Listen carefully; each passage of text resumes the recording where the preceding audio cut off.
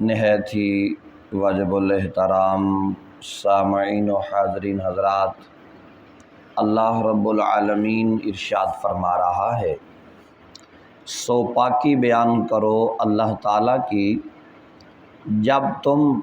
شام کرو اور جب تم صبح کرو، اور اسی کے لیے ساری تعریفیں ہیں آسمانوں میں اور زمین میں۔ نیز پاکی بیان کرو سپہر کو اور جب تم دوپہر کرتے ہو، نکالتا ہے زندہ کو مردہ سے اور نکالتا ہے مردہ کو زندہ سے، اور زندہ کرتا ہے زمین کو اس کے مردہ ہونے کے بعد، اور یوں ہی قبروں سے تمہیں نکالا جائے گا۔ اور اس کی قدرت کی نشانیوں میں سے ایک یہ ہے کہ اس نے پیدا کیا تمہیں مٹی سے، پھر تم اچانک بشر بن کر زمین میں پھیل رہے ہو، یہ اس کی قدرت کی نشانیاں ہیں۔ محترم حضرات، قرآن مجید فرقان حمید کی ان آیات بینات میں اللہ تبارک و تعالی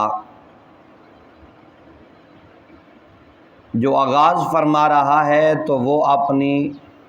پاکی کے بیان سے فرما رہا ہے کہ تم اس کی تعریف کرو، اس کی ثنا کرو، صبح کے وقت بھی اور شام کے وقت بھی، اور سپہر کو بھی جب تم دوپہر کرتے ہو۔ قرآن مجید فرقان حمید کی ان آیات بینات کا آغاز لفظ سبحان سے کیا جا رہا ہے۔ سبحان مصدر ہے اور اس کا فعل جو ہے وہ معذوف ہے۔ اللہ رب العالمین ارشاد فرما رہا ہے، یعنی اللہ تعالیٰ کی پاکی بیان کرو۔ حضرت ابن عباس دیگر مفسرین نے فرمایا ہے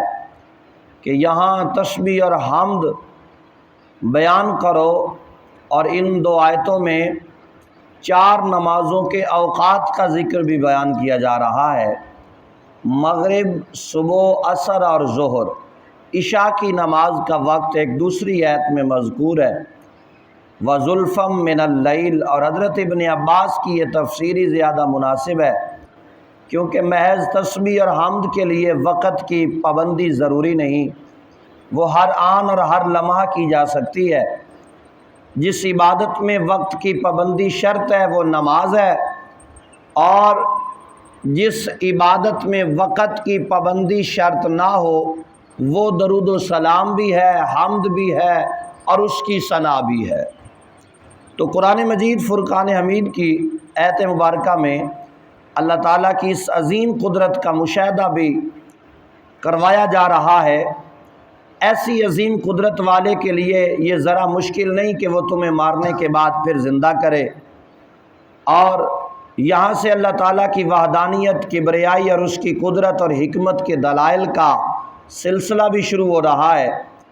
ان میں سے ہر دلیل اتنی مؤثر اور یقین افزا ہے کہ انسان جب اس میں غور کرتا ہے تو اس کا دل دماغ بے ساختہ یہ شہادت دینے لگتا ہے، لا الہ الا اللہ وحدہ لا شریک لہ۔ اس کے بعد انسان کی حقیقت کو بیان کیا جا رہا ہے کہ انسان کو مٹی سے بنایا، وہ مٹی محض بے جان ہے، دیکھنے سننے کی صلاحیت سے محروم،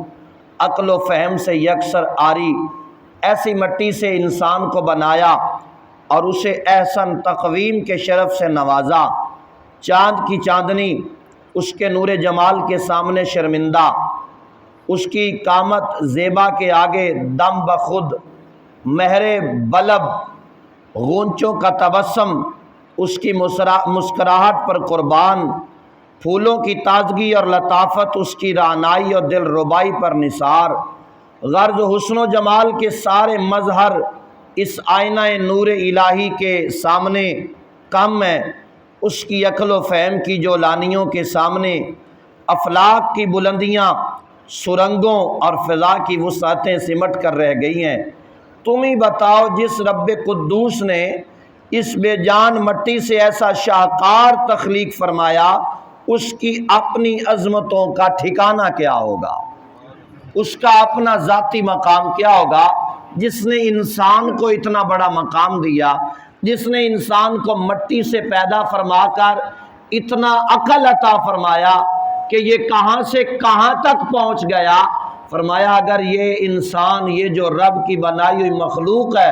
اگر اس کا اتنا رتبہ ہے، اس کی یہ شان ہے، تو پھر اس کے بنانے والے کا رتبہ اور مقام کیا ہوگا۔ تو محترم حضرات، قرآن مجید فرقان حمید کی